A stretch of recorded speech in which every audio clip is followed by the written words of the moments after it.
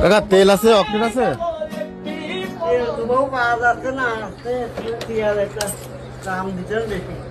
দাম বেশি? কত টাকা দেবে না?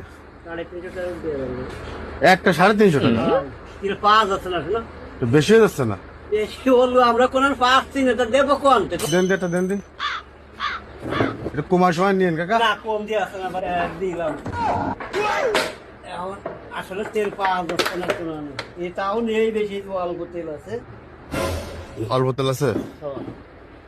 আচ্ছা তাহলে আমি ট্যাঙ্কি খুলে নেই, বুঝছেন? নিয়ে আসুন কাকা, তেল নিয়ে আসুন।